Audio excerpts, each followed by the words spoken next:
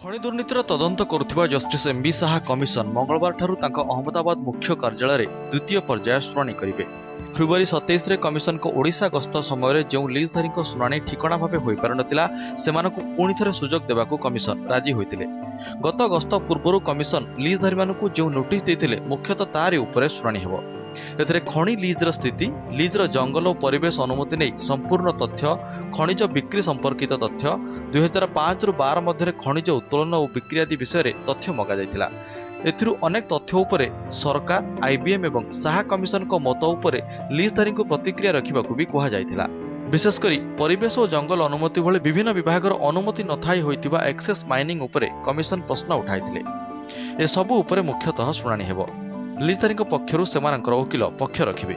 ଶୁଣାଣି ସମୟରେ ରାଜ୍ୟ ସରକାରଙ୍କ ପକ୍ଷରୁ ଇସ୍ପାତ ଓ ଖଣି ବିଭାଗର ଅତିରିକ୍ତ ସଚିବ ଏବଂ ଖଣି ନିର୍ଦ୍ଦେଶାଳୟର ଜଣେ ଉପନିର୍ଦ୍ଦେଶକ ଉପସ୍ଥିତ ରହିବେ। ରୁଙ୍ଗଟା, ଏମ୍ଜିଏମ୍, ଏସ୍ଏନ୍ ମହାନ୍ତିଙ୍କ ଗ୍ରୁପ୍ ଭଳି 57ଟି ଲିଜ୍ଧାରୀଙ୍କୁ ଅହମ୍ମଦାବାଦ ଡକାଯାଇଛି।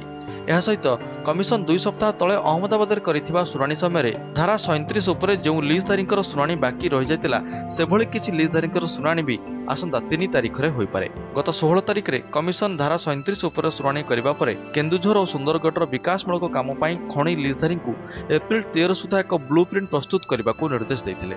ସେପଟେ କମିଶନଙ୍କ ନିର୍ଦ୍ଦେଶ ଅନୁସାରେ ଡିଜିପିଏସ୍ ମ୍ୟାପ୍ ଆଧାରରେ ପ୍ରସ୍ତୁତ ତଥ୍ୟ ଉପରେ ଆପତ୍ତି କରିଥିବା ଖଣି ଲିଜ୍ଧାରୀଙ୍କର ଖଣିର ଫିଲ୍ଡ ସର୍ଭେ ଏହି 2 ଜିଲ୍ଲାରେ ବି ଜାରି ରହିଛି।